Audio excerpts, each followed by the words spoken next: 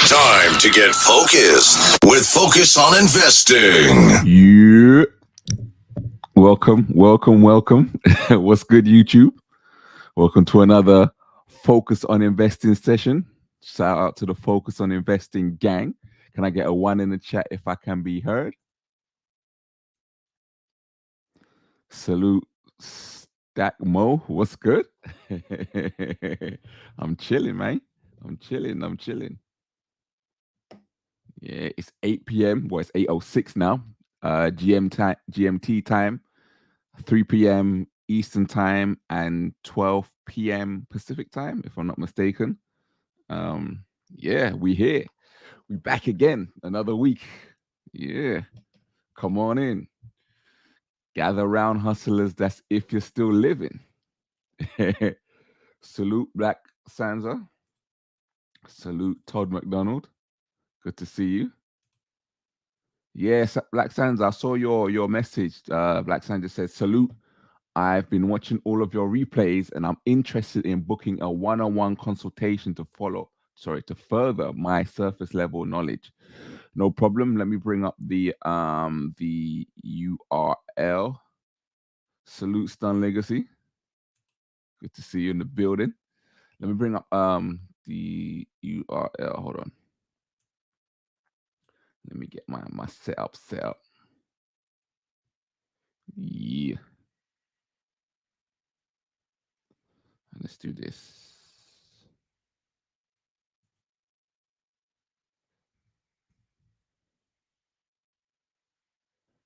Let's do this.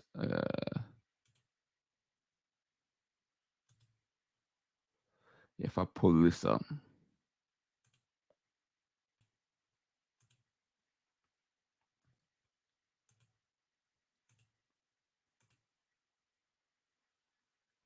There we go.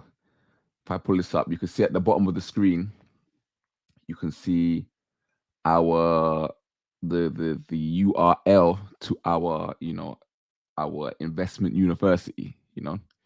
On there we've got our investment syllabus, and then you got like a fully detailed course on how to do investing in stocks, commodities, forex, used for cryptos, any kind of investment in terms of technical analysis. The investment syllabus can be used for. And basically the investment syllabus, it breaks down like the whole investment strategy in like small, like bite-sized videos. So like we have videos that are like about 3 minutes, 5 minutes each, just breaking down every little aspect from the very beginnings, in terms of like even this platform that you see on the screen now, which is TradingView. We've got videos that break down how to specifically use this and what it does, and how to set it up, all the way down to when you make investments, how to quadruple your profits that you make with your investment. So we've got it all going through. So we've got that on there. We've also got like trending stock lists. So I just posted, I think it was this week. Was it this week? I posted another stock list of stocks that are all doing bullish activity at the moment. So you get like weekly stocks that are breaking out with bullish activity in the markets for you to invest in. We have our custom indicators, as you can see on the screen. All of these lines and things are giving you specific information about various different stocks. You can get access to those. And of course, like you requested, we do our one-on-one consultations. Now, our one-on-one consultations is basically you can, sit down with me and like wherever you want to go with it, wherever you want to discuss, whatever your personal situation is, whatever you want to set up, we can kind of get into detail and discuss all of those different things, to get to your specific needs when it comes to, coming to trading. So, our whole aim is to start making money. You want to get along with the gang that is becoming expert traders, right? This session, this crew that you're here with are the crew that are, current and future expert traders, right?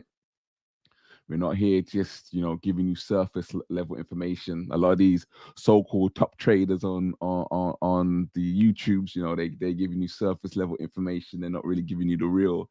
They're serving you the hype, you know. But if you really want to be making money, this is the place that you got to be. This is the go to focusoninvesting.io. We've got the investment syllabus showing you, the in-depth, method of successful, not just successful, but consistent profits when it comes to, making money in the markets and investment. Right. A lot of these, people can hit a lick. Anyone can hit a lick. You can go to the casino, go red or black. Now and again, you will hit a lick, right? But it doesn't mean that you're going to make consistent profits. And the whole idea where you want consistent profits is because, you want to have a system that will allow you to, replace your current income, right? So the whole idea of what we're doing here is, we're actually buying back our own time, right? This is the whole idea of investment, right? This is what you're really doing. You're investing for time. It's not really the money. The money just allows you to buy your time back, right? So this is what we're doing. And in order to buy your time back, you need to have a consistent income that allows you to quit your job, fire your boss, and then you employ yourself, right? So this is where we're at, right? So, Black Sansa, he said sold. But I look forward to see you in the community with the rest of the brothers, Yeah, once you get get onto this investment information, in a few months you'll be saying, ching ching, motherfucker! Jackpot, bitch! Jackpot! Jack motherfucking pot! We winning! Woo! Yeah. That'll be you in a few months, So yeah, it's a good time to get involved and get locked in. All right. Let me set up my screen.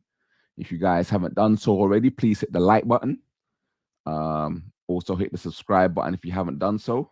If you would like to support the stream, you can hit our Cash App. The Cash App is on the screen. It's Cash App, and it's the British pound sign, focus on investing. It's the British pound sign, and then we have focus on investing. All right. Well, let's get the proceedings proceeding this evening and get into today's topic. So today we're going to be talking about, chart patterns and cryptocurrency, right?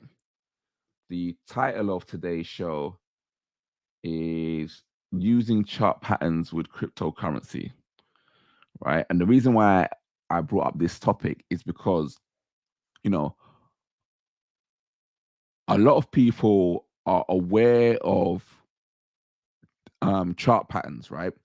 And they don't really associate it with cryptocurrencies. And a lot of people don't know or don't believe that you can. Let me see. Hold on, Stack. Let me check. Yes, sir. Let me see if my phone was on silent. Salute to Stack Mo with the Cash App supporting the stream. Much love for the love. Most appreciated, brother. Thank you for helping us support the stream and helping us to continue getting this knowledge flowing. Yeah, I received it, brother. Thanks for the heads up and thank you for the Cash App. Yep. All right. So yeah, most people when they think about technical analysis, they don't associate it always with cryptocurrencies. A lot of time what they do is they just associate it with, maybe stocks or sometimes Forex. Right. So today we're going to show, well, first we're going to ask the question, can chart patterns be used in cryptocurrencies? And if so, then we're going to explain how it is appropriate and how it is used, right? So when we say chart patterns, what do we mean by chart patterns? Well, chart patterns are a part of what they call technical analysis. So what is technical analysis? Let's walk it down for those that are still learning and new to this. We're gonna walk it down for you, right? So anytime you have investments, you have to have an investment strategy. The two main types of investment strategies are either fundamental analysis or technical analysis, right? So what is fundamental analysis? Fundamental analysis is literally, placing trades based on the news. So, I always give the example that you might have, a company, let's say, for instance, Tesla. Everybody knows Tesla, right? And you may get some information about Tesla's coming out with a new product. They're coming out with a flying car, right? So the fact that Tesla's coming out with a working prototype of a flying car is going to be something that is going to be a great product for the company. And therefore, that great product for the company would increase the value of the company, right? So here's the thing. If it's going to increase value in the company, that means the value of the stock will go up, okay? So if the value of the stock is going to go up, that means, it's a great investment opportunity for you to get involved in the stock of the company, buy some stock of the company, and then as the value of the company goes up, the value of the stock goes up, and then you make money, right? This is how you make money in fundamental analysis, right? But here's the thing, right? Fundamental analysis is based on news, and the value of the news is whoever gets the news first, right? So the aim of fundamental analysis is to be the first one with the news so that you could trade the news in the market, right? What often happens, and this is why we're not really advocates of fundamental analysis, is because, well, first of all, fundamental analysis is based on news, noise, and opinion.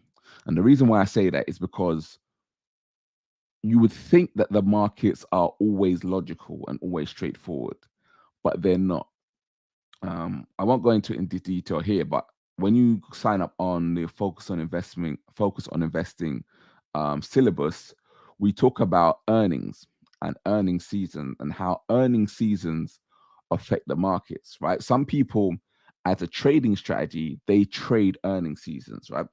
Earning seasons are essentially, when a specific company has to announce what its earnings are, right? So each quarter, each company is projected to either make money or lose money, right?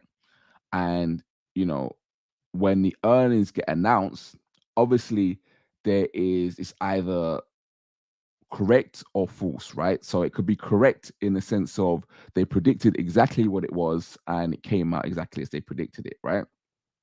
The other thing is it can be false in terms of it was the complete opposite of what it was predicted, or it could be what it was predicted, but maybe not to the extreme. So maybe it was they made more profit, or they made profit, but they didn't make as much profit. Either way, when you talk about earning seasons, right?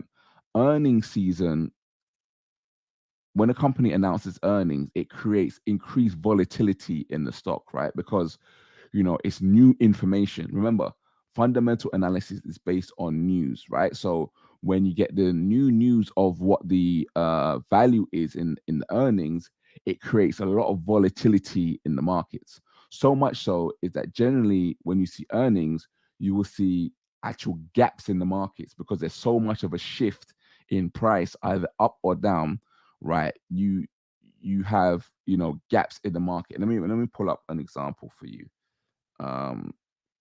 Let's go to Microsoft and show an example on the charts. MSFT.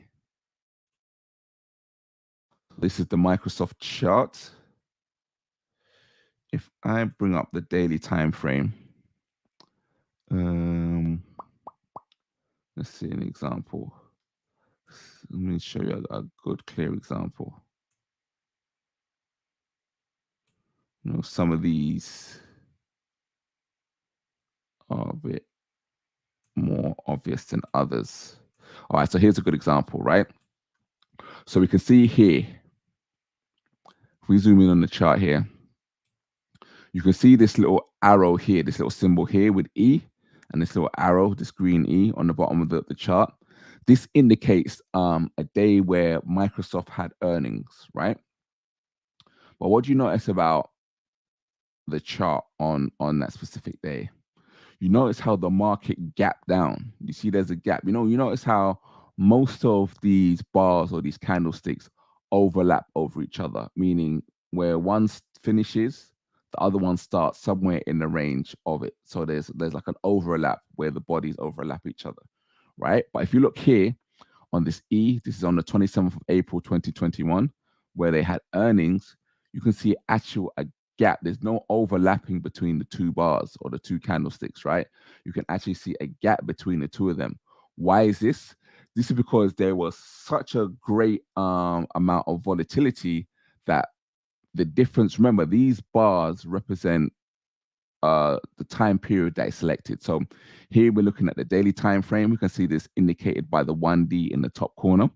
So each one of these bars represent price movement within a day, right? So as the market closes every day and it reopens, it plots a new bar on the chart.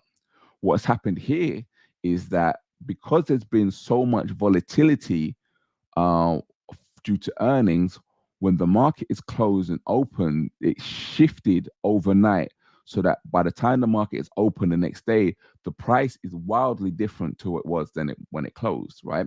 Whereas these other days, it finishes off at one price and continues basically at the same price and moves on. Sometimes you get small differences, but nothing drastic. When it comes to earnings or earnings this season, you see massive gaps, between price. Now, here's the thing about gaps, which is pretty interesting, right? In trading, let me see if you guys remember, see if you guys have been paying attention. What are the three key elements to placing a trade? We went over this last week, see if you were paying attention. When placing a trade, what are the three key components or elements, or let me say, what are the three key prices that you need to have as a part of your trade? Let me see if chat has been taking notes, paying attention. I went over this last week. What are the three key prices you need when placing a trade?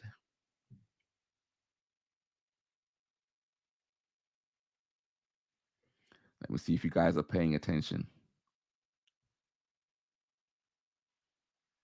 We went over this last week. When placing a trade, what are the three key prices you need, or what are the three key elements of placing a trade? We got Black Sanzoa 40 with stop loss, profit, and entry. That's my round of applause. Well done. Somebody's paying attention. Somebody's taking notes. Yeah, that's right. So it's correct. So you have stop loss, your profit, and entry. So you have your entry price, you have your stop loss price, and you have your take profit line.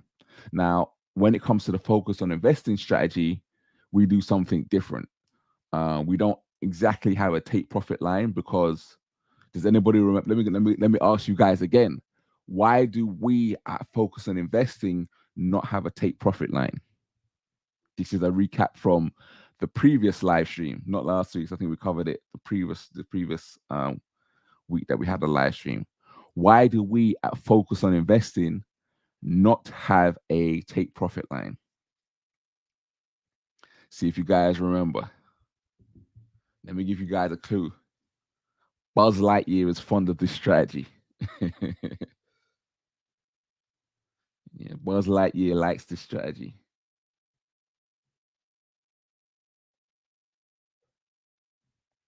Why at Focus on Investing do we not have a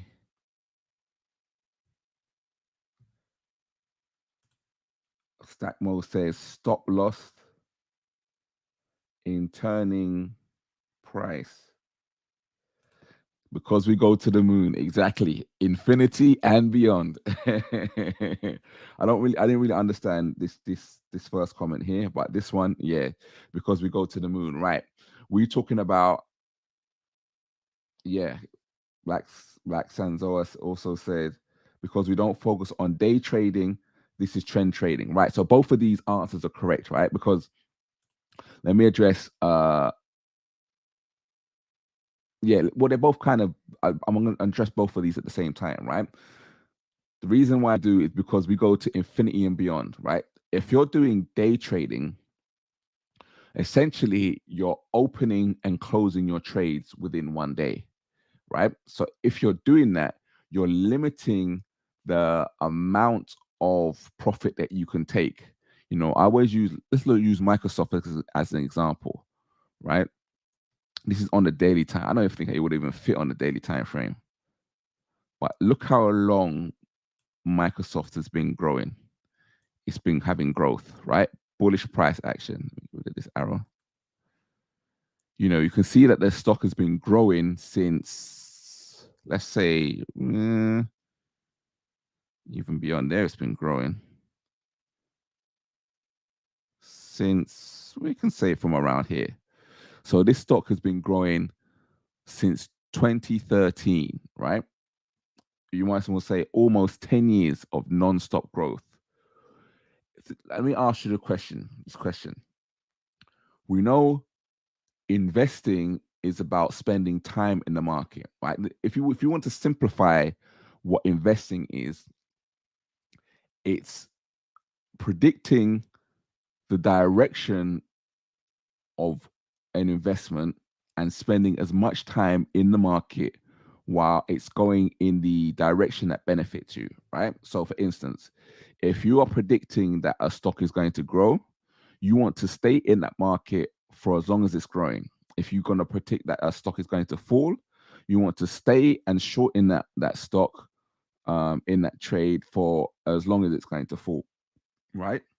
So if this thing is going on for 10 years and a decade, salute to Iman Perry.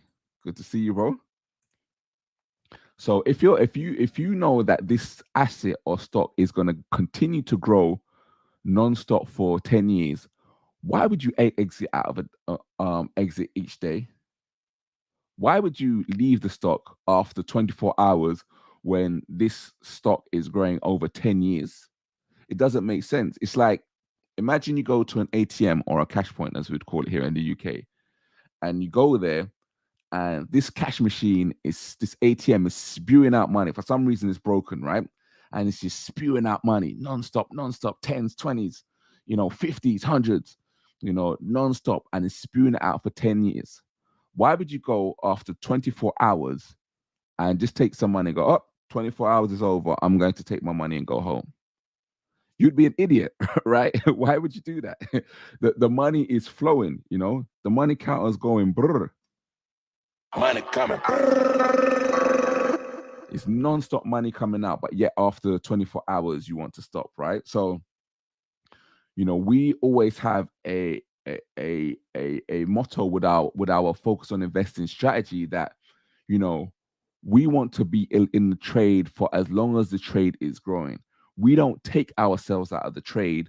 We allow the trade to take us out of the trade. Meaning, as Black Sanzoa said, we are trend traders, right? So because we're trend traders, we're gonna ride the trend to the end. We're gonna rock it till the wheels fall off, right? As Chucky said, yeah, you're my trend to the end. Something like that, he said. Right? So we're gonna rock it till the wheels fall off. We're gonna go all the way until the market turns around, right? It's hard for you to predict when the top of a market is, right? So have a setup where you don't have to predict. When the market turns around, it will take you out of the market, right? So in order to have a setup where you trend trade and you have an infinity setup, you have to go for longer than day trading, right? You have to have a trend trading strategy that lasts for many, many months, right? So this is why we set up the way that we set up, and we don't have a take profit line, because take profit lines limit your profits, and we want infinity and beyond profits, right? So going back to what we were saying, so that's correct. The three elements that you have to any trade is a stop loss, your stop loss price, your profit price, and your entry price, right? So let's zoom into back to where we were. Refresh the chart. And we go back to, when was it? April. Where were we? April. Let me find it here. Was it here? I don't remember if it was here. I think we went further back, but there's a gap here. You see plenty gaps on the earnings. So we're going to take this gap as an example. We can see that there was a gap between the two bars or candlesticks here, right? Let me see if I can find a stronger one. So you can see different levels. There's another gap here. This one's a little bit clearer to see, so we'll utilize this one, right? So let's talk about our three different our three different figures, right? So when we're talking about our take profit, let's just say our stop loss. If we're going to say that this red line is our stop loss in our trade, and in this example, it's at $169.69, right? So what does your stop loss do? Your stop loss is basically your notification to your broker that you want to be taken out of a trade, right? So you put your stop loss in the direction opposite to where you predict that price will move. And you put it there as a risk management strategy, right? You put it there to limit your losses. You measure out the distance between your entry price and your stop loss, and that will be equal to the value of the trade. So whenever people ask, how do you value or calculate your trade?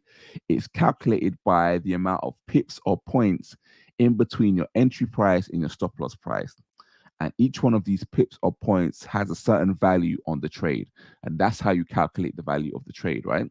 So let's say, for instance, you don't want to risk more than $100 on the trade. Salute to Jeremiah L in the building. Good to see you, bro. He says, late to the party. Salute to Focus on the chat. Stack Mo says, but crypto is not like that. Market will go down. No diamonds hands here. Right. So what was I saying now? I just lost my train of thought. I was saying that, I was saying about the value of a trade, right? So the value of the trade is the distance in pips or points from your entry to your stop loss, right? So let's say, for instance, the value of your trade is $100, right? If you are only risking $100 on your trade, once you've covered those $100 in the value of those pips or points, you then want a signal to your broker that you want your broker to take you out of the trade because you want to stop the amount of losses that you're having, right? So this is where your stop loss line comes in. It's a signal to the broker to say, once price hits that line, that I want to be taken out of the trade and stop my losses, right? If you don't have that, you can have infinite losses, right? There is no end to losses. And this goes into short squeezes and things why there's unlimited losses in short squeezes, but that's another story for another day, right? But here's the issue: when you have gaps in the chart, right, and gaps in the market, because it gaps, right, it doesn't run through every price. Remember, we spoke earlier about how bars and candlesticks generally overlap each other, like where one finishes and one starts, there's usually some price that they share. But if you look here, let me zoom in even closer for you guys so you can see it even closer. If we're using 169 as our stop loss price never actually reached that here. It gapped, it jumped, it went to 168, and then from 168 it jumped to 171. So it never actually reached 169. So at no point did your agreement with your broker get fulfilled, because you told your broker when it reaches 169 to please take me out of the trade, right? But it never reached 169. So the issue is now, if it's actually skipped that price, you're in a free for all, right? It's like, you're doing, acrobatic tricks and you fall off the tightrope, but you have your net underneath you. If you miss the net, you could fall to zero, right? You can fall to the ground. Where it's the same in here, right? If the price actually gaps, over your stop loss, you actually have no stop loss, right? You don't have any sort of any kind of risk management or safety in terms of your trade, right?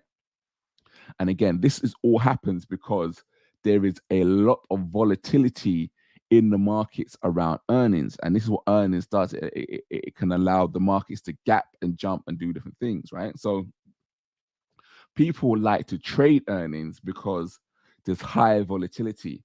We know with, for instance, the crypto market, when we're talking about the crypto market, the reason why there is a lot of rewards and return in it is because of the equation, right? We know there is a risk-reward equation. The more risk there is, the more reward you get, right? The less risk there is, the less reward you get, right? So people like to trade the highly volatile earning seasons because with the high volatility increases profits, right? Because you get more return, but it also increases the risk, right? That you're taking. And the reason why it increases the risk is because you never actually know in which direction the stock is going to jump, right? And again, this is the reason why we don't follow fundamental analysis, because you can get good news for a company and the stock can go down. You can get good news for a company and the stock can go up. You can get bad news for a company and the stock can go down. You can get bad news for a company and the stock can go up. You can get good news for a company and the stock can stay the same. You can get bad news for the company and the stock can stay the same, right? So you can never really predict what the stock is going to do, right? It's up or down or sideways. It's very unpredictable, right? So this is, again, a reason why we don't like to use fundamental analysis, right? Fundamental analysis, again, is based on news, noise, and opinions. It's based on hearsay. It's based on interpretation of that information. And then again, even when you do get that information, there's no telling in which direction or how that news or information is going to affect the charts, right? So this is fundamental analysis. The reason why we like to use technical analysis, because technical analysis is based on the charts, right? And another thing about fundamental analysis as well, you're competing against these large institutions, right? These large institutions are not your friend, right? When you see these big like investment banks and all these things, don't get fooled into thinking that these guys are your friends, right? These guys are not your friends. And they are in a situation where they have so much money that they can get access to information way before you do, right? They can invest in news terminals. Like, whenever you see like newsrooms giving their information and they say, oh, this news was brought to you, or we got this news from Reuters. I don't know if you've ever heard of Reuters, but like Reuters is like a central news agency where all the news gets fed to. And then a lot of these TV channels or TV stations, they hire these terminals. And you can actually rent one of these terminals for yourself. I think there's a certain amount of thousands every month or whatever it is. And it's basically you plug straight into this Reuters terminal where it's like the central hub for all of the news. And you can get like first access to all of the news, right? So this is what a lot of these news stations do.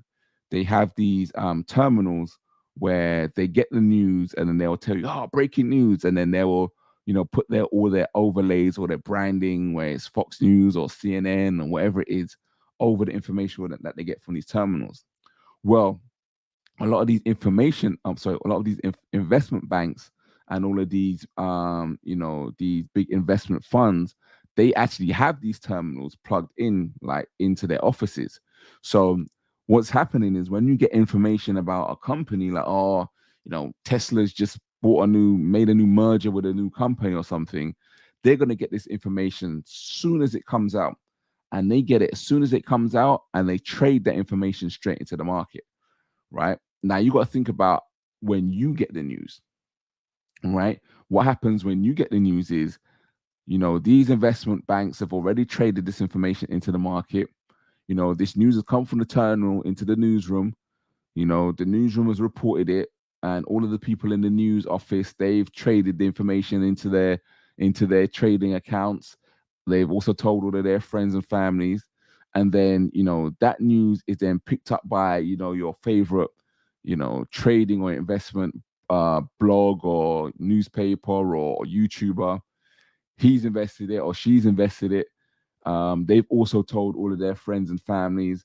put it out on the YouTubes. By the time you've seen it and heard it, all of those people before you have heard the news, gone to the markets and traded already. So what often happens is people that follow fundamental analysis follow the news, but what happens is they're following the news late.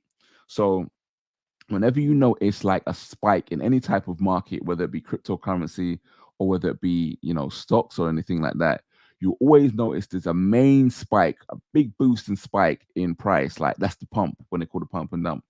And you'll see the spike. These are the people that get the knowledge firsthand. The people that get the knowledge firsthand is they get involved in the pump, get all the money and all of those sorts of things. And then usually when it gets to a certain price, they tend to dump it and cash their profits in from the spike. But what you always notice, there's always like a second and a third wave after these major spikes. And those second and third waves are people that are getting the information late. So let's say, for instance, XYZ stock is pumping today and it's a thing to get in. All the people that are getting the first-hand knowledge and who are up on their got the inside knowledge on trading, they would have invested in the big pump, and when it gets to the top, they would have all cashed out and made their money.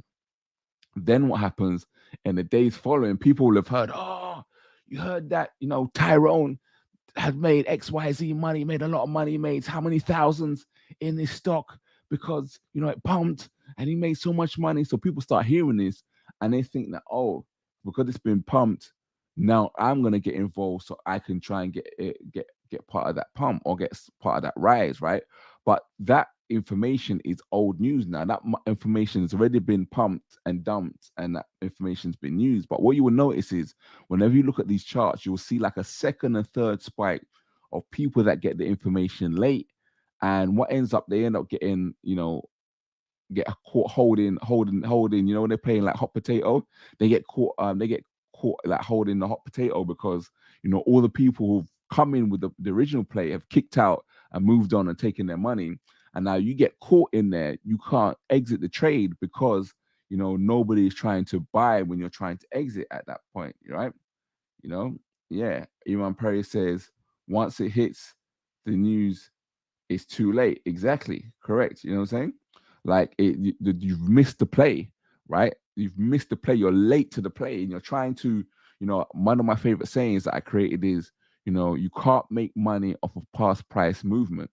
When people go for trades, they will look at a big spike and they will say, oh, look at this thing, it's spiked. Do you think that this is a good thing to get into? Right? And it's like people psychologically, because a stock has run up high, they want to get in now. And in their minds, they feel like somehow they can make money off of this run that's already happened. But it's already happened. It's gone. You can't make money off the past movement, right? What is more likely to happen is that run is likely to come to an end and you're likely to have some sideways movement, consolidation, or a dip, right? So, people psychologically try and chase trades, and you should never chase trades, right? Because when you try and chase trades, this is how you end up lose money because, you need to have a trading strategy that lets you get in position before the trades break, before the trade goes on a run is where you want to be in position, and you want to capture all of the movement. You don't want to get into the party when the party's finishing, when the party done, right? You want to be at the beginning so you can get while the getting is good, right? And this is what often happens. Like when people follow fundamental analysis, they end up jumping in when the news is late. And these investment funds and these people in high positions end up getting the knowledge information before you and trading that into the market. So the point is that it's already moved, the market is already moved, and the market is already encompassed that news into the market by the time you've got there. So if you get news that the markets are gonna move up by $10, by the time you've got that information, the market has already moved those $10 when you're expecting it to move a further $10. I hope that makes sense, right? So again, this is why we like to avoid doing fundamental analysis, and we like technical analysis. Why do we like the technical analysis? We like the technical analysis simply because, technical analysis is a level playing field. Technical analysis is based on like price action, right? Everybody gets to see price action equally, right? We can see it right here on the chart. All of these bars and candlesticks represent price action, right? And I can see price action, like you can see price action, like all of these investment bankers and all of these funds can see price action. Everybody can see it at the same time. Nobody's going to get the information before anybody else or after anybody else, right? So this is what we're talking about, a level playing field. The other thing is as well, all of this is based on fact, right? These charts are telling you exactly what price is and what price is done, right? This is not no guess. We can see that price here for Microsoft Corp. The price of this stock is $252.99. That's not an opinion, right? This is not, I'm not saying it's $252.99 because Focus said it's $252. I'm not saying that it's $252 because Jeremiah L said it's $252.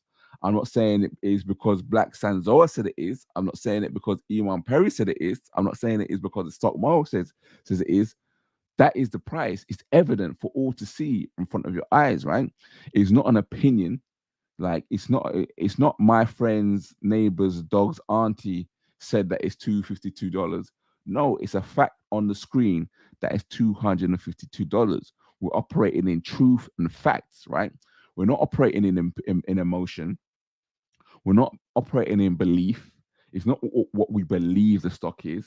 It's not what we feel the stock is, right? We're not doing emotion here. We're dealing with facts, right? Whereas, and the thing is, there's no interpretation. Everybody knows what $252 is. $252 is what? Guess what? It's $252. That's what it is, right? There is no other interpretation about it. Whereas if I tell you that, Elon Musk is merging with this new tech company, that gets into opinion. You have to start interpreting, well, what is this new tech company? How well is it doing? What value can it bring into the company? If it brings value into the company, how much does that equate to? And all of this starts to get into opinion, emotion, feeling. Well, I feel that this will be good for the company because, and then people start gaslighting themselves, start selling themselves stories. Oh, well, I believe that this will be great because of this and that, and everybody starts romanticizing themselves, right? You start getting into the realms of emotion. Whereas when you're dealing with technical analysis is something that is very definite because you can actually see the prices on the screen and you know exactly what price it is, right? So when we're dealing with technical analysis, we're talking about creating strategies and plans that are based around what we can actually physically see and what we can measure. Technical analysis deals with, the price and deals with indicators. Indicators are mathematical equations based on price. It's something that you can get out your ruler and start measuring the charts and drawing lines in the charts to know exactly, where the average price of certain things are, or where the all-time high of a certain price is, or where the low is of a price. All of these things are verifiable, by certain facts, right? So this is why we like to use technical analysis because, it is very clear and obvious as to what you're doing, right? So again, guys, if you haven't done so already, hit the like button and subscribe if you would like to support the stream. The Cash App is on the screen. It's British pound sign focus on investing. That's British pound sign focus on investing. All right. So now that we understand what technical analysis is, right? What are chart patterns? Chart patterns are essentially identification of certain price movement, right? So what do I mean with that? By that? Well, when we're talking about technical analysis is fundamentally based on the idea that it's basically pattern recognition, right? And the idea is that, it's based on historical pattern recognition, right? So what you will notice is that most of these charts or these stocks, I would say, the chart pattern is based on the price of a stock. The stock price of a stock is based on the value of the company. the value of the company is based on how well the company is doing.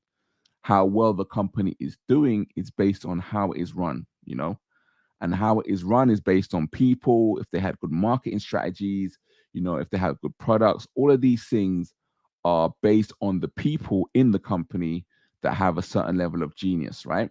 For instance, like a company like Apple is very good with their design philosophy, right? Apple, their real main product is their design language. That is really what their main product is. If you really think about it, Apple, in terms of a company, they took ages to get certain basic features that Android had. Even certain features, and to this day, Apple doesn't have, right? But why do people like Apple?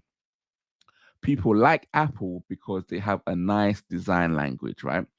Um, I've got a background in graphic design, right? I've also got a background in music production. If you notice anything about any kind of graphic design studio, or you go into any sort of music production environment, more than likely you will see Apple Macs. You usually see iMacs or Tower Macs or different things, right? So the reason why, especially in the design community, that you see people with Apple Macs is, people will tell themselves that, oh, it's more secure in terms of an ecosystem, it can't be hacked easily. But really, they've sold a lifestyle, right? Apple has sold a lifestyle. They've sold a level of design, the way their machinery looks slick, how, the design of the iMacs, and, the way they design their various different things. There's a certain slick look to it, right? And that certain slick look to it comes with, a lifestyle that people can envision themselves with, right? So the reason why the company does well is because they heavily invest in, design and marketing and how they promote themselves, right? So this stems from the people that they have, right? And the people that they have a certain way of working and a certain ability, and all of these things, the combination of all of these people and their individual skills are going to manifest themselves in how the company operates and how it works, right? And how it operates and it works, is going to again reflect itself in the price. So, each one of these companies are different. So therefore, how it operates and works is going to be different. So each company is going to have its own, what I like to call nature, right? It's going to have a different working environment. So it's going to produce things differently. It's going to have different weaknesses and different strengths. And what you're going to see is that is going to manifest itself in the charts, right? So if a company is very inconsistent in what it does, you're going to see the price of the chart or the stock be very inconsistent. It's going to go up and down quite a bit. If it's a more stable company, you're going to see that the chart is going to be a lot more smoother. It's going to be, a lot more of a stable chart, right? So, I would say these charts have natures, right? So the nature is manifested in the chart, and each one of these charts are different. And each difference, is a certain, again, a nature in the chart. And you can see this in terms of volatility. Some charts have more volatility than others.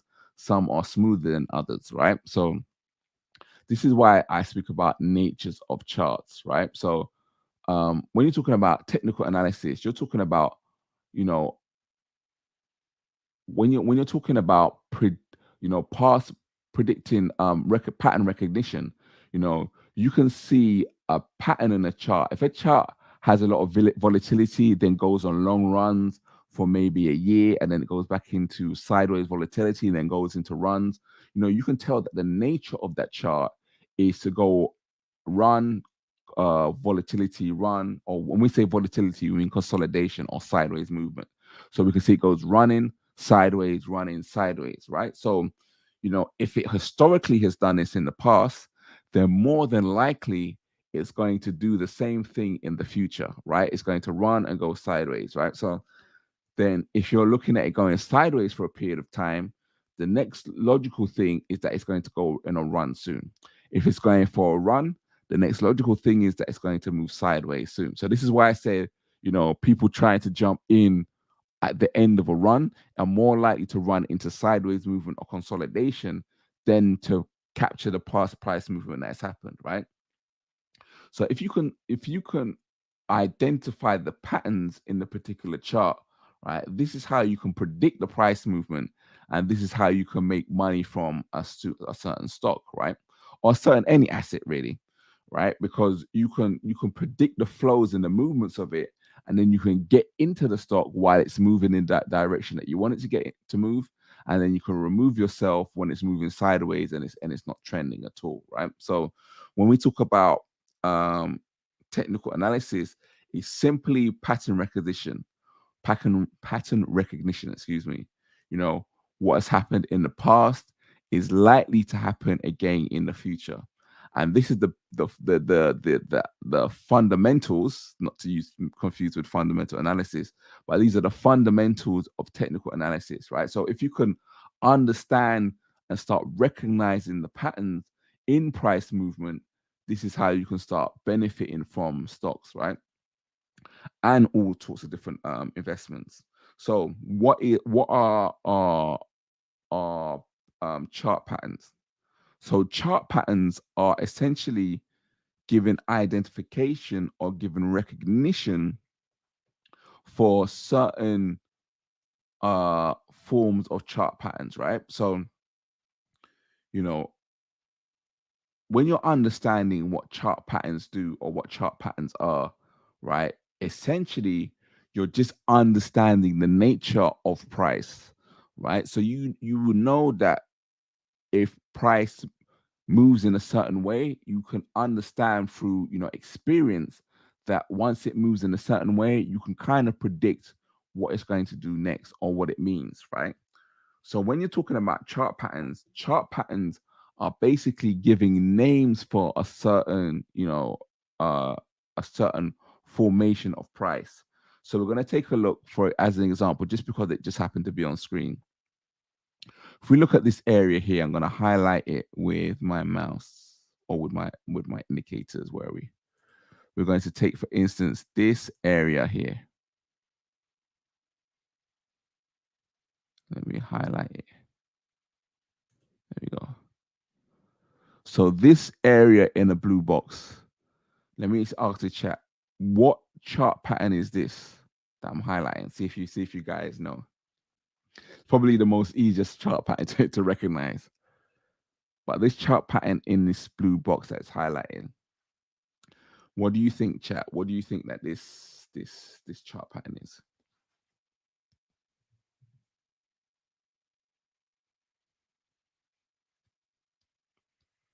It's probably the most easiest chart pattern to identify.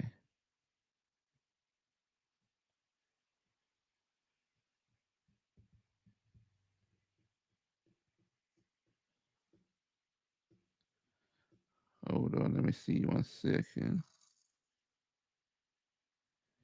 Salute to Jeremiah L in the building for the cash app. Much appreciated, brother. Thank you for supporting the stream.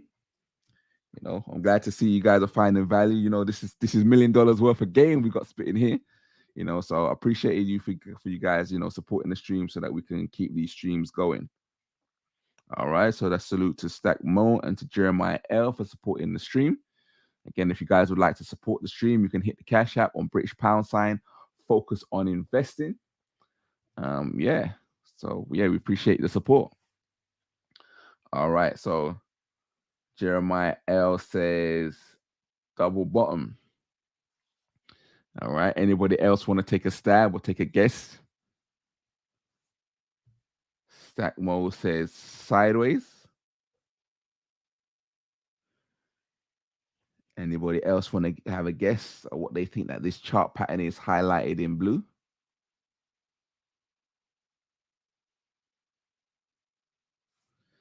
All right, well, Jeremiah L was correct. Congratulations.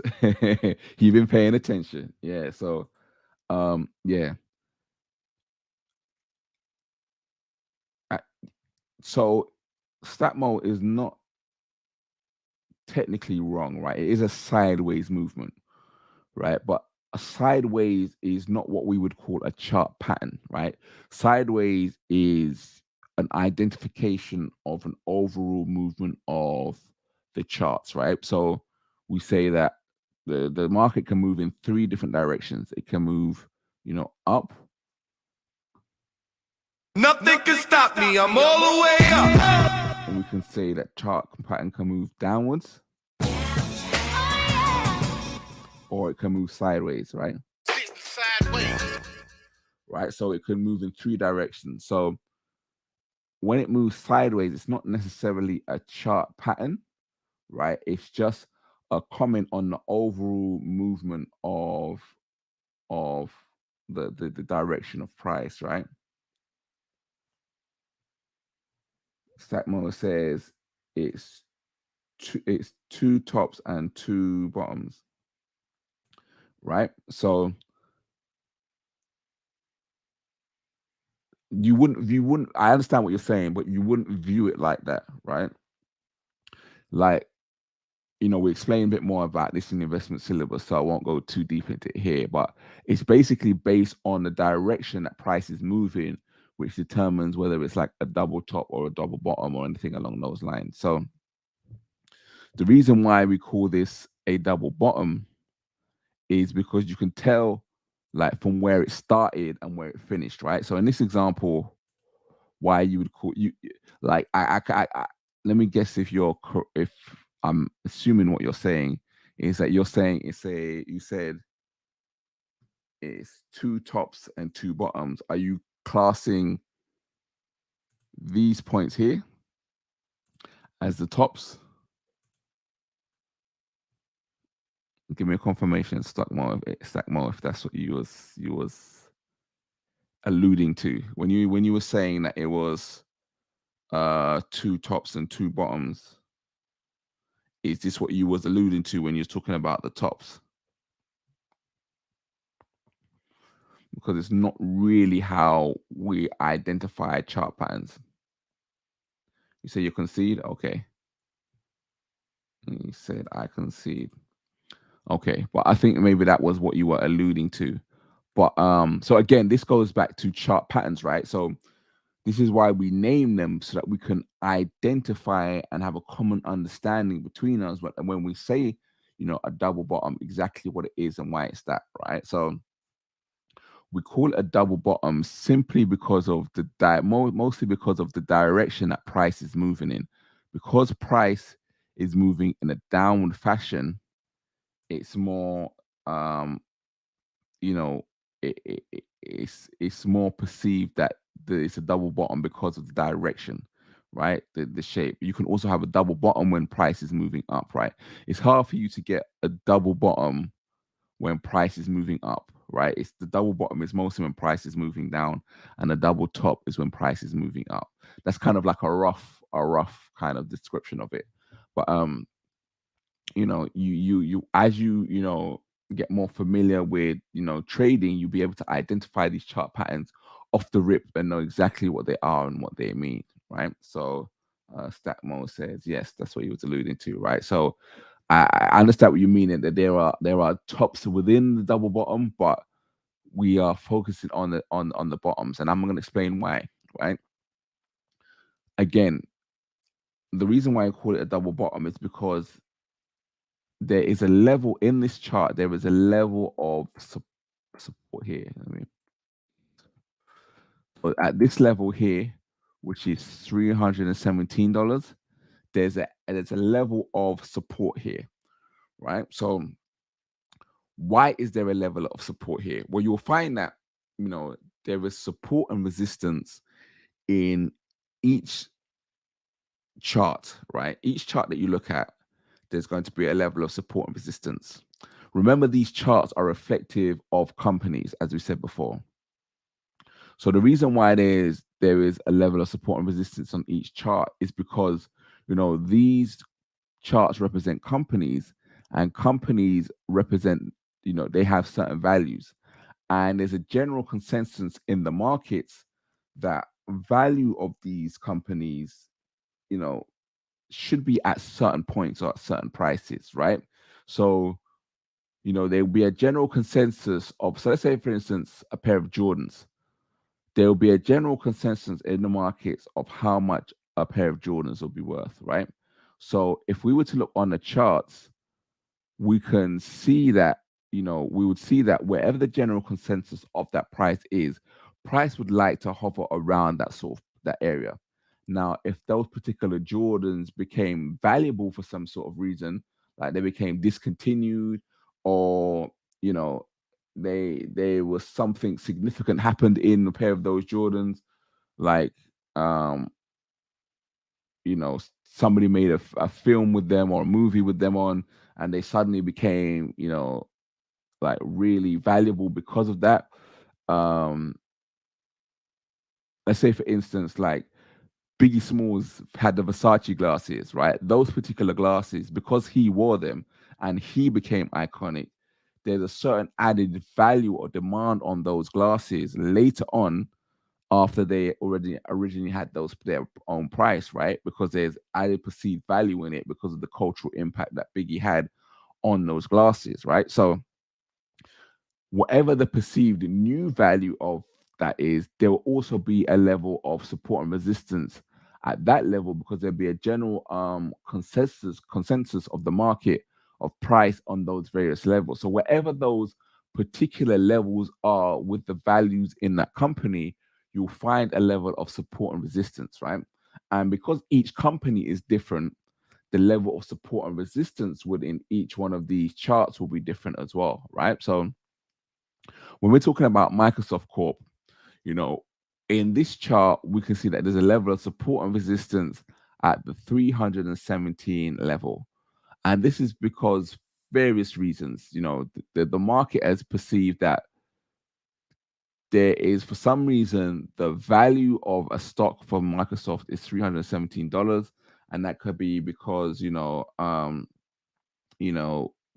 whatever the product is, whatever the service is, it has a certain perceived value. And you can see that there's a level of support and resistance here because, if we zoom out on the chart a bit, I don't know if it goes any higher. We'll see on the chart a bit. We can see that whenever price gets to that level, it reacts in a certain way, right? We can see, if we take an arrow here, we can see that price reacts here by bouncing off of it, this level. We can see that price also reacted here again by bouncing off of that level. We can see that price reacted, let me switch it here by struggling to come up above that level and also kind of bouncing on it a bit further along. We can also see that price came up to this level here, and we can also see that price bounce off of this level here. Now remember, with support and resistance levels, they're never exact prices, right? They're always a general rough area, a certain zone. So even though I'm drawing this 317 level, maybe a few dollars above and below it, will also act as a level of support and resistance. You'll usually find that support and resistance is let me do this again. 1 second. You'll find that support and resistance is usually like a zone, something like this. So it might be that zone above and below that actual particular number rather than a specific price, right? So always bear that in mind, right? So for whatever reason, when we're looking at this Microsoft chart, we're looking at, just deleted that. We're looking at a support and resistance level here, right? So what has happened here is that price has been trundling along. Let me get in my DeLorean, get on my Marty McFly and go back in time. We can see that if we go back to here, we can see that price on the 22nd of November was here, right? It was moving on a downwards trajectory. And then we can see it's at this point on the 3rd of December that price has hit our support level and it has actually bounced, okay? So once we've hit this bounce, what this price movement is telling us is that there is something significant on this particular asset or this particular stock that the market can, as a collective, has decided that Microsoft, the value of the company, should not at this time be lower than $317 per share, right?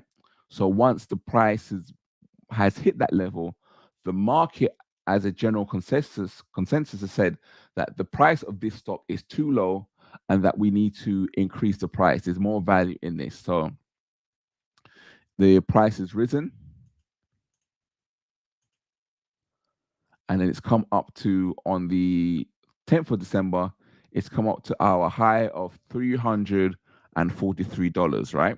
So for whatever reason, the market has again come to a consensus, and the market has said, well, actually, the value of the stock is not worth as much as that, right? So what you're seeing in this area is that there's a bit of indecisiveness, right, between what the value of the stock is, right? Somewhere between, this high and this low, the market is between itself trying to come to a consensus of the value of this stock, right? When it's got to at the top of the stock, let me draw in our red line at the top. When it's gone to, let me change the color just to make it a bit more clearer, right? So the general consensus of the market is when it's reached the green line, that actually the overall consensus of the market is that the stock is overvalued and it's too high for what it really is, what people are overall perceiving. And when it's reached the red line, which is at $317, the market is perceiving that actually this stock is not valued enough, is valued too low, right? So it's the market is trying to, between itself, barter and go back and forward to try and figure out where the price is of this stock, right? So again, we've just hit our top level, our resistance level of $348. So the market again is thinking it's too expensive. So we move forward, the price has gone down all the way down back to our support level again. The market once again has believed that it's too low. So it's come back up to the top again. And again, we've come back to our resistance level at the top. Then we've come back down to our support level. So this is the third time that we've hit it. So at this point, we don't really know what price is going to do. So we could be seeing what they could call a triple bottom, where it could bounce off the bottom again and go up again. We could be seeing that price, it could be in a level of consolidation, as we spoke about earlier. Where are we? Where Stackmo has said sideways movement. Sideways. Right? This could have been like an extended period of consolidation of price going back and forward all throughout this channel, just not deciding whether it wants to go higher or lower and just going back and forward. That could have been a possibility, right? But instead, what happened was price actually broke and closed below this support level. And as we continue to play, see, eventually it went down and continued below, right? But what happened here was when price actually did receive this of a low price, there was enough energy in the market, or there was enough consensus in the market, or there was enough, belief, there was enough sentiment for the market of the price being lower, or there was enough energy in the market for price to be lower, that it actually broke this level of support, right? This $317 level that the whole market has a consensus on. There's enough belief in the market that it can overcome the general consensus of $317, and therefore price went lower and broke through this. And then again, price, continued on to whatever it continued to do. It continued to go lower, right? So that was me giving you a whole story of this price movement here. It moving down, it moving up, it moving down, and moving up. Let me just highlight it overall, right? So, in order for me to, I've given you a whole story based on that, right? But to surmise that whole story, all you really need to know is when you see that chart pattern, understand what price is doing at that point of time, right? All you need to understand is price is attempting to go lower. It attempted on one attempt, didn't have enough energy or sentiment in the market to go lower. It pulled back. It went on a second attempt to try and go lower, couldn't make it. It pulled back, and then on third attempt, it broke through. And I always like to look at support and resistance levels like doors, like stiff doors in a house or something along those lines, right? If a door is stiff, you can go through it, but it just might take a certain amount of energy. And the energy that you have to go through that door might be based on your desire. If the door has no stiffness or resistance, it's easy to go through the door, right? It will go straight through. Whereas if the door is stiff, you need a certain amount of energy or desire in order to go through that door, right? So we're looking at the market having desire to go lower or to go through that door, right? If there's not enough energy or sentiment in the market that the market believes that this will go lower, it won't have enough energy to break through that door or to push through that door.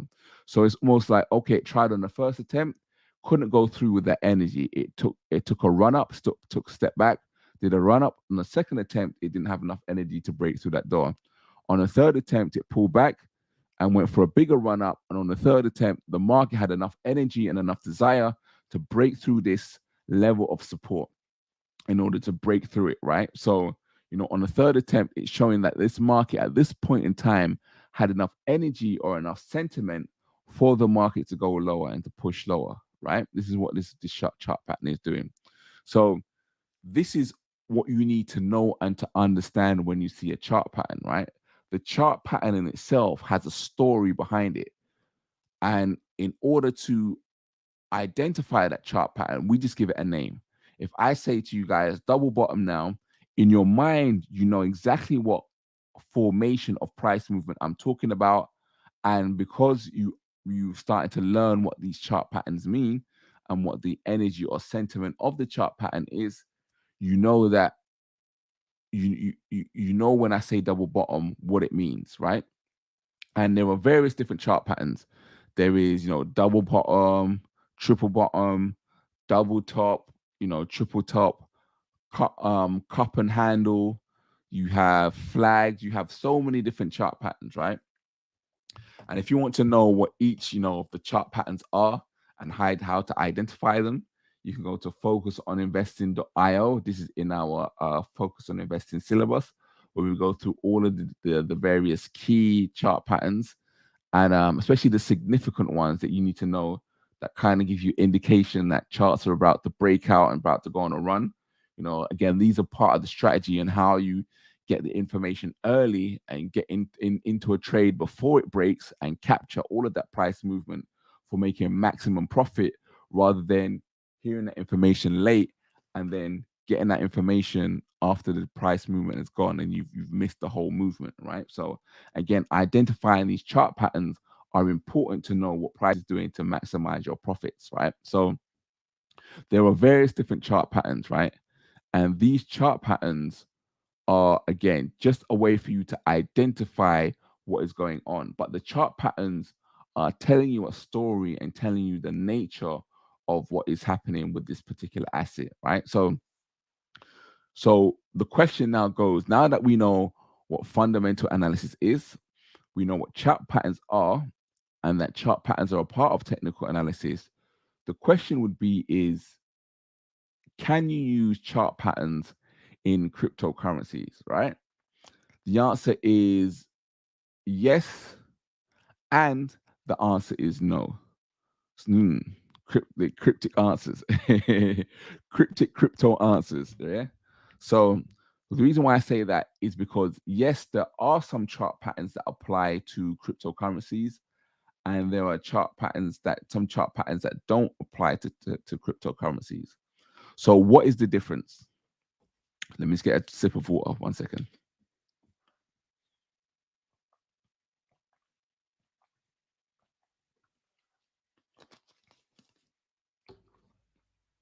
Again, if you haven't done so, please hit the like button and hit the subscribe button if you haven't done so. Again, the Cash App is on screen if you want to support the stream. British pound sign, focus on investing. Let me read some of the super chats. In super chat, some of the comments, sorry. Imam Perry said, rappers made all these European brands popular. Sad they don't do it for our own brands. Very much correct. You know, our power is in our ability to make things cool and marketable, but we often, you know, don't end up profiting from those things as well. He said, yeah, man, Fubu was lit. Oh, man, I had a Fubu jacket. You know, the baseball type of jacket that had like a baby blue one. Woo! I was styling. That blue, and I got a matching, you know, like a snapback at the same time to match with it. I was styling the matching. Like obviously I'm in here in the UK. In the UK, you couldn't get those things easy. That was like an import. You had to get it imported. So boy, was I styling. Like the material was like a satin little Fubu baseball jacket, man. I was killing it, killing the game. Yeah, that was when I was in college, man. I said, yeah. Jeremiah L said, yeah, those jerseys were off the meter. Yeah, I remember the Fubu ones that they had as well. Yeah. I had a couple Fubu ones as well. I even had like a Rockaway one as well. Yeah, I remember those days. We was having Fubu wear, having Rockaway. We had, you know, what was it, Fat Farm, Eniche, even had the No Limit wear. I remember all of those wears. Yeah, it's a shame we didn't, you know, keep those up and, you know, evolve them. I know Rockaway got sold. I'm not sure what happened to the rest of the stuff, but yeah. Sotmo says focus through XRP crypto. If we get time at the end, I might go into that, and we can, if we get some time, I'll do some like question and answers, and you guys can kind of suggest what you want me to kind of go into. So if we get time at the end, I might do some XRP crypto. All right. So getting back to what we was talking about, I forgot what I was saying. Yeah, the difference between the what chart patterns can be applied to stocks, Forex and commodities, and what can be applied to crypto. Well, here's the thing, right? We all know that technical analysis is based on pattern recognition, and it's based on the nature of a stock. But here's the thing, like anything, you know, natures take time to form and develop, right? When you first have a newborn baby and you look at the baby, right? When you see the baby, you know, people say, oh, who's it more like? Who's this nature more like? Is it more like the mother or the father? And when it's first born, you can't tell whether it looks like or whether its nature is like the mother or the father, right? It takes time for those tendencies to develop and to settle in and to manifest themselves, right? And the same thing happens when you're talking about, you know, any sort of company, right? When a new company starts, it takes a time for its work environment or the work culture to instill itself. And if you look at any sort of chart, whether it be, you know, stocks or cryptocurrencies, you will notice that in the beginning of the chart is very erratic, right? It spikes up high and dips low, and I spoke about this before, but this is generally because, you know, if it's a stock or a cryptocurrency, you get what they call, a stock has an IPO or an initial public offering when it is issued onto the stock market, or with a cryptocurrency, you have an IPO, which is an initial public ICO, sorry, which is an initial coin offering.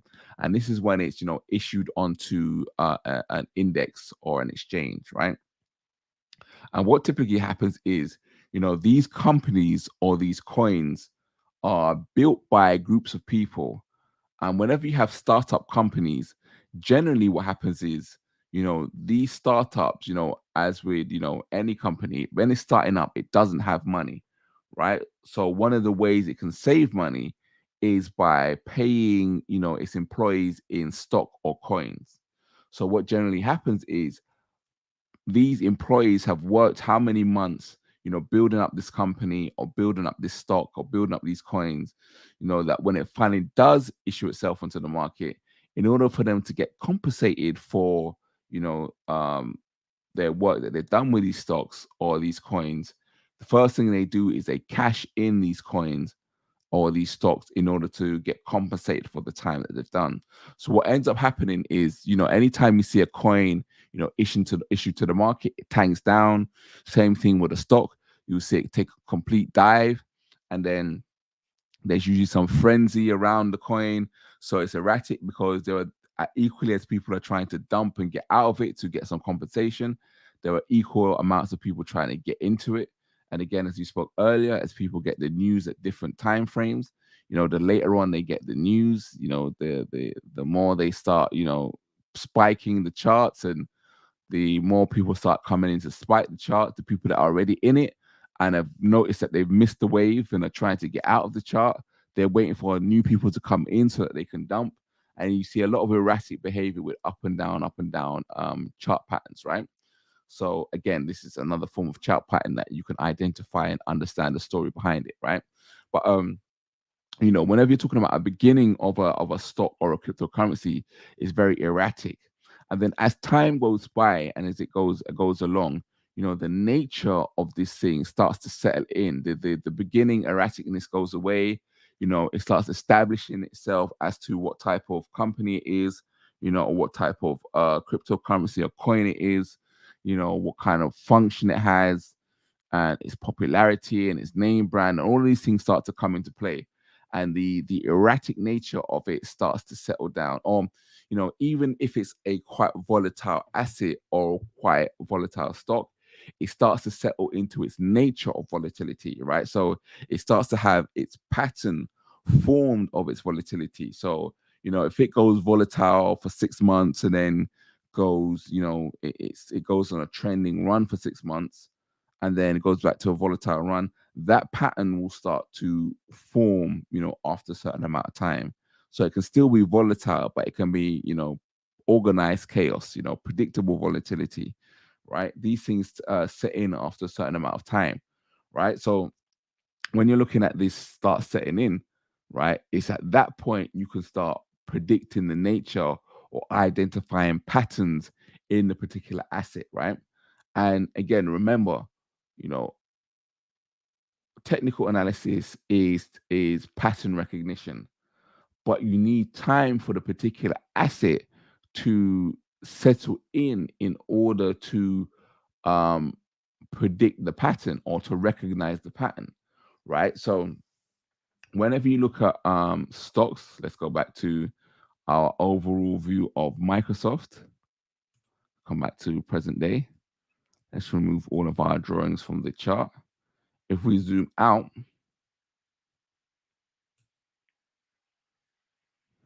we can see that this Microsoft chart has been going since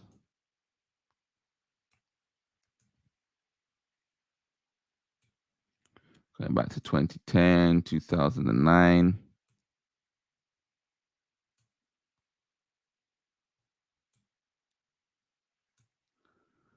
Going back to 1998. Let's keep going back. 9 tray. 1988.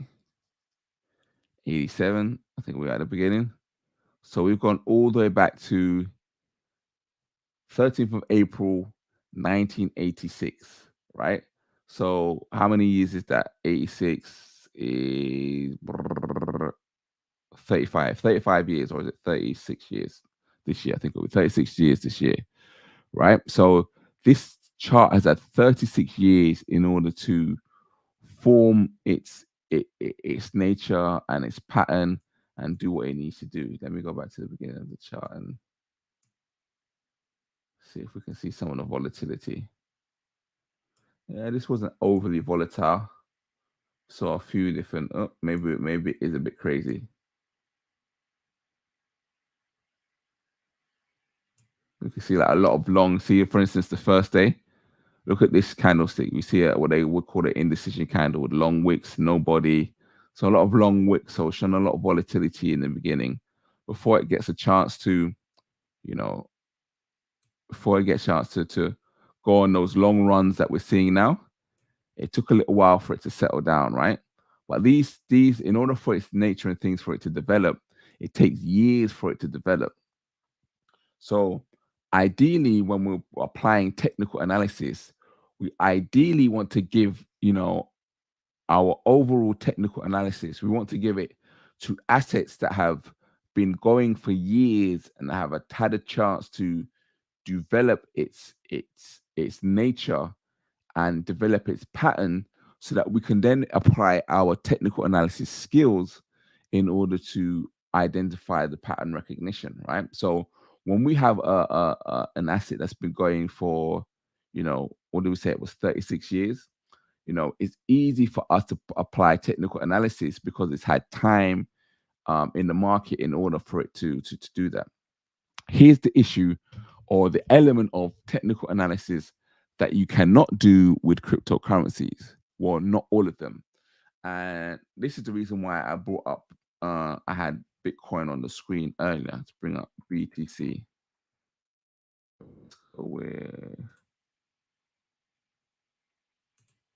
Now, we all know, let me refresh the chart. Those of you that are in crypto, if we go back to the beginning of the chart,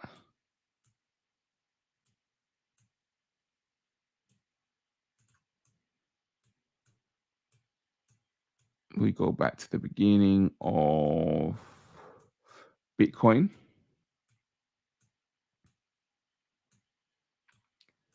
Bitcoin. Where are we here? Nope, still going. Let me zoom out. Still going. All of this price action and price movement. Could have been money. Could have been that young moolah, baby. Are we here? All right, we're here. So we've gone here. No, it's not right. What? So we've got it here. We're going to say go back to 2014, right? We know that cryptocurrency has been going longer than that. But if we're going to just go for the part of the chart, 2014, that is a decent amount of time for price to go. Let me ask the chat. The chat knows. At what year was Bitcoin first created? What year was what was Bitcoin created? Put your answer in the chat.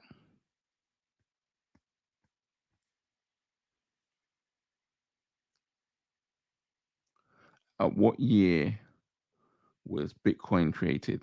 We know that Bitcoin was the first cryptocurrency. It was the one that led the way. It set it off like Jada Pinkett. So what year did Bitcoin set it off?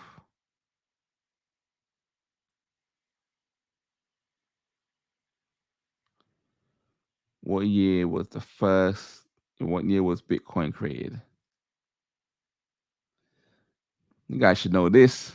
I know you guys know this. It's the first cryptocurrency, the first coin.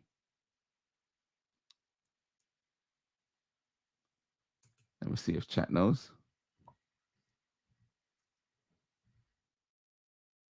Nobody knows? Nobody wants to take a guess? Alexander says 2009. Let me bring that out. Anybody else want to guess? Excuse me. Well, Alexander is correct. It was 2009. Did you Google that? Be honest. Right? So we're saying 2009. That's what, 13 years now? No, is that correct? Hold on, let me see my maths. Yeah, 13 years. Right? So 13 years is enough time for an asset to establish its nature.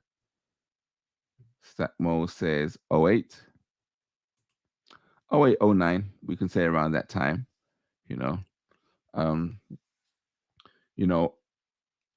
13, 14 years is enough time for an asset to develop its nature and develop a pattern for us to utilize technical analysis with, right? So when we're talking about a nature of an asset, we want it to be fully set in so that we can start utilizing our tools to analyze the various movements of price action, right? Here's the thing with cryptocurrency. We all know that cryptocurrency is the future. It's the beginning of the fourth industrial revolution, right? And as such, we know that new Satmo says 2009 is correct. But I have, it depends on where you take the so-called creation from. So this is why I say 2008, 2009 is I would have accepted both answers, But yeah, here's the thing. Because we know that cryptocurrency is going to be the future, it's the new industrial revolution that we're moving forward with, right? We know that, every day there's a new cryptocurrency or a new coin being created. What was let me give an example. Okay, chat, put in the chat, what is the latest cryptocurrency that you've heard of? The newest one that you've heard of that's just been recently created. Give me a name of some that you've kind of the latest. I know they're going crazy with some of the names these days. Some of these names of these cryptocurrencies are a bit wild. Like put like the latest cryptocurrency coin that you've heard of. Put the name in the chat. The newest one that you've heard of.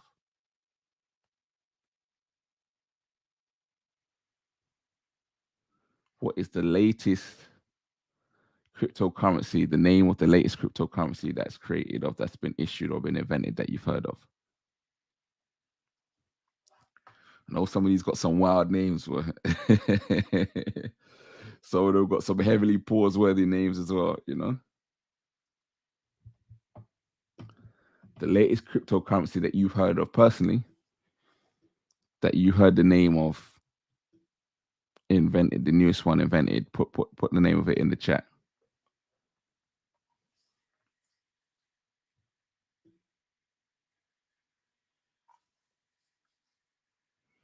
I know they're creating new ones every day.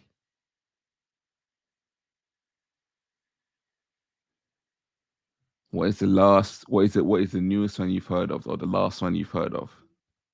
It might have been you've heard of it today, this week, this month, this year, created.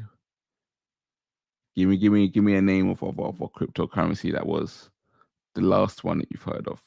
The first one that you heard of was Bitcoin.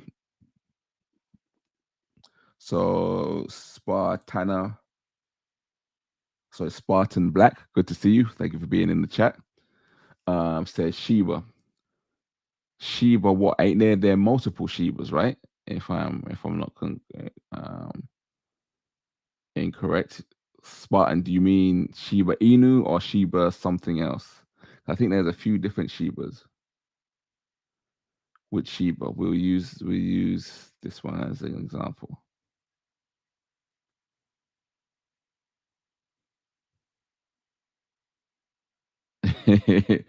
So Moses, come on, it's 1,300. Are you saying there's 1,300 Shibas or there's 1,300 cryptos? Okay, Shiba Inu. All right then. And what year was Shiba Inu created?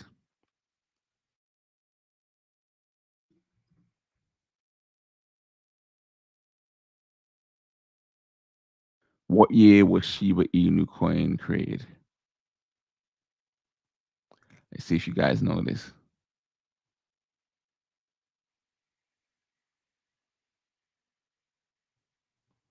What year was Shiba Inu created?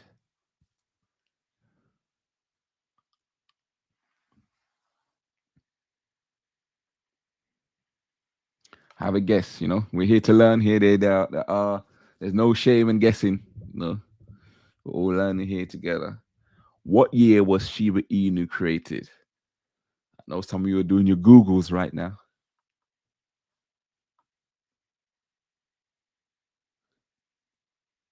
Put the answer in the chat, and also put if you Googled it as well, or if you just knew it off the dome. What year was Shiba Inu created?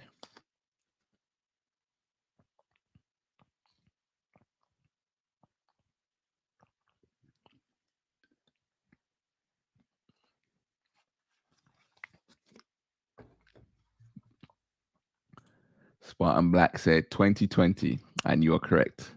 Did you Google that? Be honest, Spartan. Did you have to Google it, or did you know it off the top? Right. So Mo says you don't look at nothing past the first 300. Yeah. So August 2020, it was created. Shiba Inu was. So that is what we now 2022. We're not even August. So what is that? 18 months. 18 months that Shiba Inu has been going, right? So 18 months is not long enough for an asset to form. Yeah, you said 2020 Googles. Yeah, August 2020. Yeah, it is Googles. Yeah, salute. So yeah, 18 months is not long enough for you to apply a complete technical analysis strategy to, simply because long-term overall chart patterns haven't had a chance to form. You haven't had enough years to know the actual nature of the asset, right? You don't know how long it trends for, then how long it goes into consolidation. Does it go for trend for a long time and then consolidate for a long time? Does it trend a long time and then consolidate for short periods of time? Does it consolidate for long periods of time and then does it go long for trend for long periods of time? Each one of these assets have a certain nature, but it takes time for it to form, and you need a certain amount of years in order to be able to go back in the past and look at the nature of the asset or the stock, to be able to understand what it's done in the past in order to predict what it would do in the future, right? So here's the issue. Here's the part about technical analysis that you cannot use for things like cryptocurrency. You cannot use it in terms of long-term strategies when you're talking about recent cryptocurrencies. Over those how many years, since 2008, 2009, that Bitcoin has been invented. There's been various different cryptocurrencies and various different coins that have been created in those times, and obviously each one of those, the earlier it was created, the longer time it's had to develop its nature and its patterns, and therefore the more established its nature and its patterns have become, right? So the further back you go, the more applicable chart patterns and technical analysis is, because it's had longer to establish its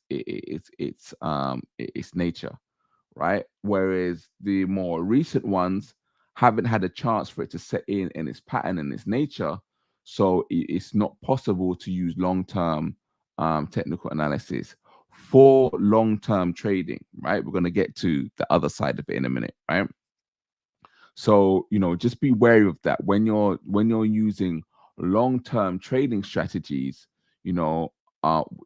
based on technical analysis. Just be wary about how long the asset has been in the markets. And this is not just for cryptocurrencies as well.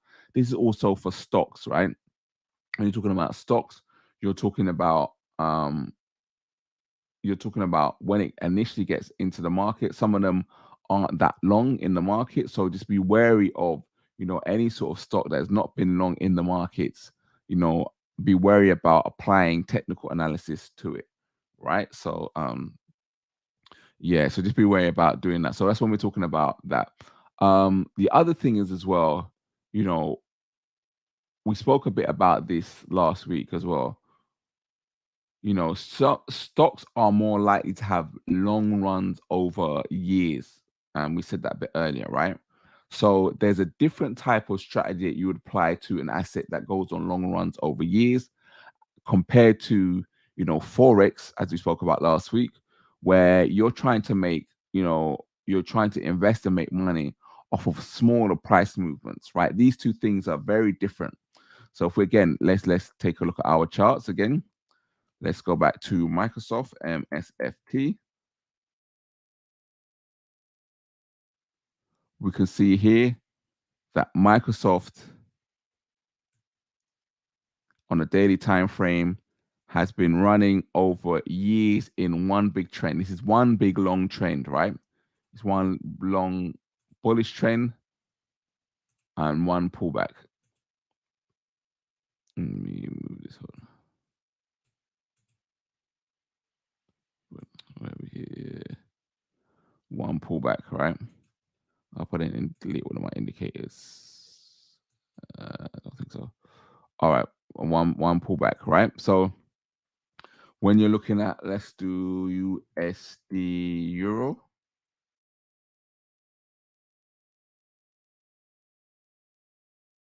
Let's go.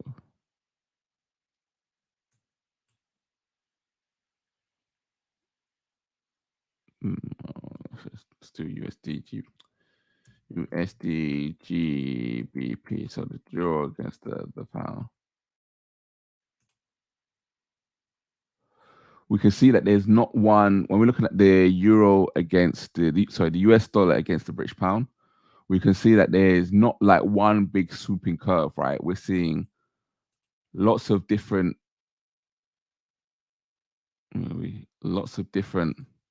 spikes and pullbacks and ups and downs, and you know, we see up, down, up and down.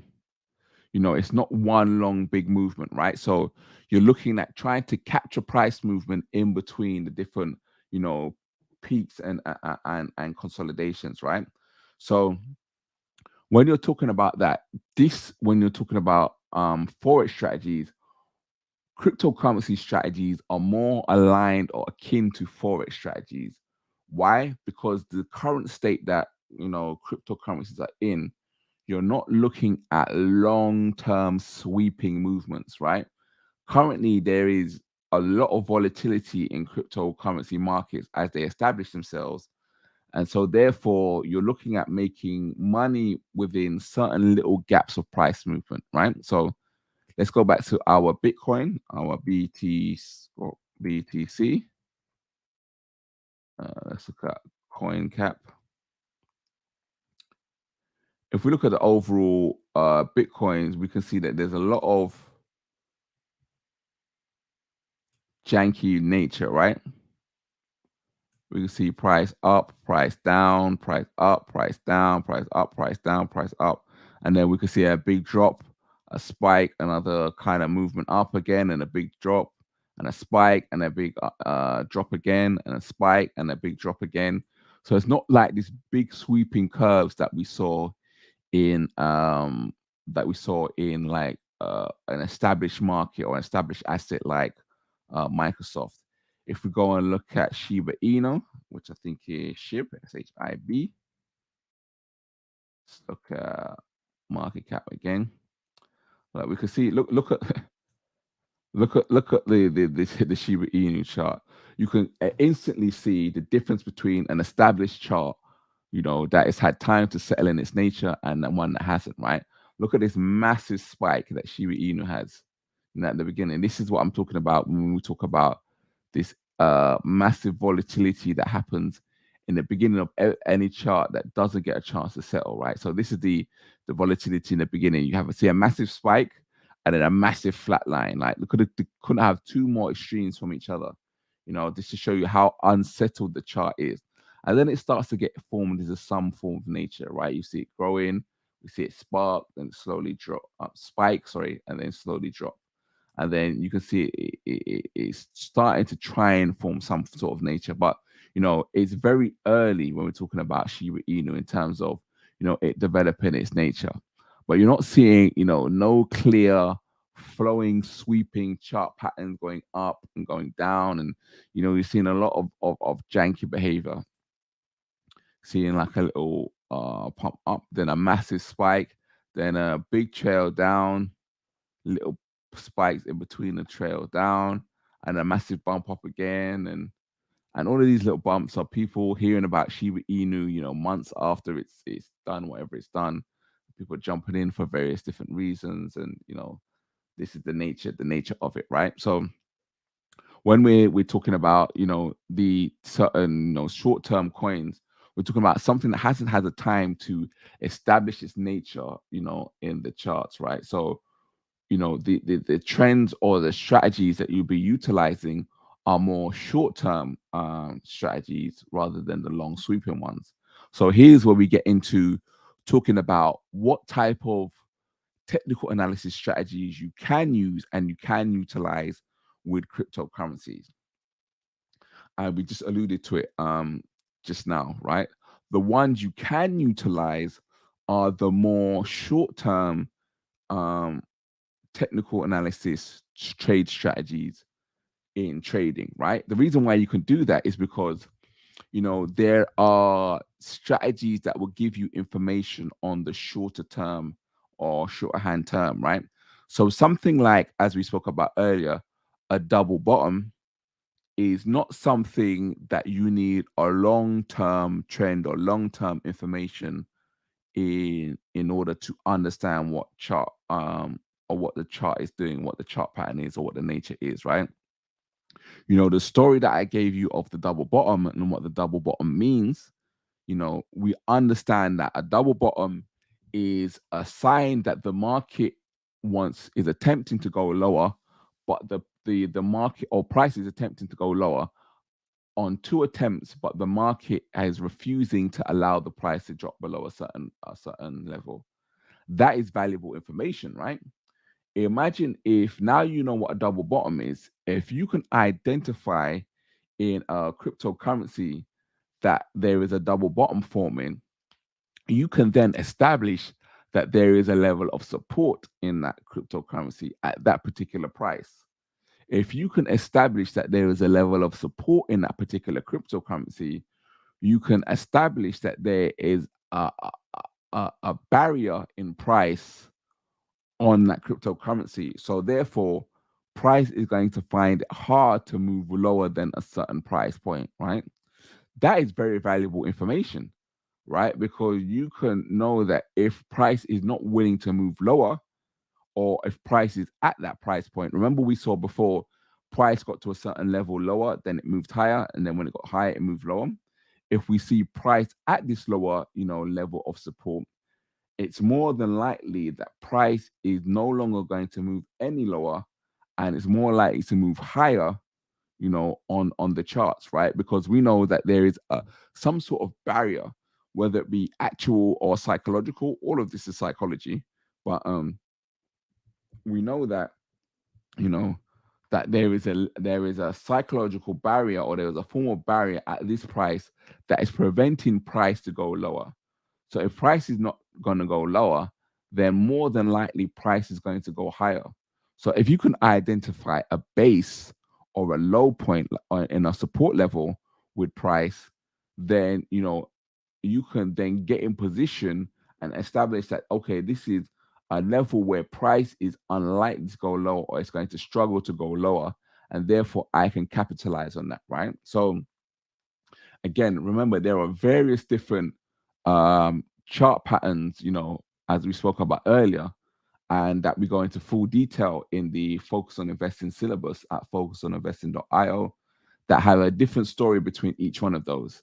And once you can start identifying those individual chart patterns, it can give you an idea of what the market is telling you, what it believes about price, and then kind of give you an inkling as to what price is going to do in the future, right? So, when we understand those minor chart patterns in them and those price formations, and also not only just chart patterns, the other type of chart pattern that we can utilize is understanding what candlesticks are, right? So remember, there's various different levels of technical analysis. There's understanding what overall price movement means when it has an overall shape.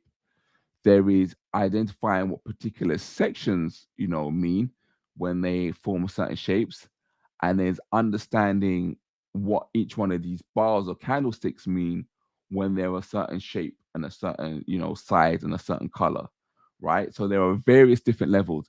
Each understanding each one of these different patterns in each one of these levels of technical analysis gives you various different information about price movement. You can tell something about price and what it's likely to do next by just looking at the shape of the bar and the candlestick, right? If we look at this big green bar, we can see quite a long body, we can see a short wick on the downside, and we can see a long wick on upside. All of that is valuable information, right? If we see that, it gives us information as to what price is going to do next. Let's say, for instance, our latest candlestick on Shiba Inu. We can see number one, it's a red candlestick. We can see a red candlestick with, a medium-sized bar, and then we can see a long wick to the bottom. This line sticking out of the bottom of it is what we call a wick. This all means something, right? Being able to understand and read what this individual bar or this individual candlestick is telling us will give you important information as to what price is going to do next. Knowing what price is going to do next is what valuable information is in investing, right? This is how you make money in investing, by having a good strategy that gives you an idea of what price is likely to do next, right? Again, so this is another level of it. So when we're talking about what type of technical analysis doesn't work on cryptocurrencies, it doesn't work. Long-term technical analysis doesn't work on cryptocurrencies that haven't had a long time to establish themselves. That is the first thing. The type of the type of technical analysis that does work on cryptocurrency is the one that works more on shorter term, and that includes chart patterns and understanding bars and candlesticks, right? So as I said, there are many different types of chart patterns that you can learn about, and there are also many different, like, as we have like names for chart patterns like double bottom and double top and things like that, there are also names for each one of these candlesticks. Each one of the shape of these individual candlesticks have names, right? And each one of these names give an inkling as to what price is doing and what price is likely to do in the future, right? Once you combine the knowledge of both of those, it can give you an idea as to what a cryptocurrency is going to do next. It will let you know whether the cryptocurrency will go higher or cryptocurrency is going to go lower or going to go sideways, right? And essentially, all that we're doing when we're doing investing is predicting whether price is going to go higher, whether price is going to go lower, or whether price is going to go sideways. If you haven't done so already, please hit the like button or hit the subscribe button. And if you would like to support the show again, like we have our previous supporters of the show, let me just make sure who they were. Like Jeremiah L and Stock Mo has done, you can hit the Cash App at #, focus on investing. That's #, focus on investing in order to support the show. Right? You can, there is many different chart patterns and formations that give you information about what your cryptocurrency is going to do next, and what time, when to invest. Remember, we know about our elements of a trade. Like, we know that there's an entry price, there's a stop loss price, and there's a take profit line. Understanding chart patterns and understanding individual candlesticks and bars also allow you to know where to enter into a trade, where to put your stop loss, and where to put your take profit lines. Understanding all of these different areas improve your trading skills and improve your trading strategy. Understanding all of these various different chart patterns and things like this also improve your trading strategy as well.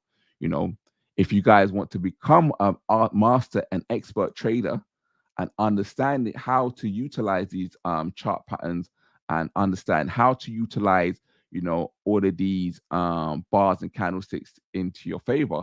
Remember, there's a lot of people getting caught out in these cryptocurrency streets because they're not reading the signs of these bars. They're telling these bars and these candlesticks and these chart patterns are telling them what price is going to do next. And because they're illiterate when it comes to understanding these charts and they can't read it, they're entering into a chart when they're not supposed to. The chart is telling them that we're about to go haywire and we're not about to go in the direction that you think we're about to go.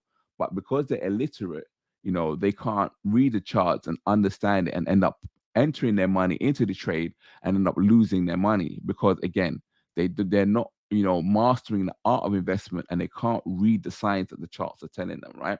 So if you guys want to learn how to read these chart patterns, learn how to understand these bars and candlesticks, and maximize your profits, you know, and become successful traders and investors in order to, you know, create a steady income that will allow you to fire your boss and work your way to financial freedom, then go to focusoninvesting.io.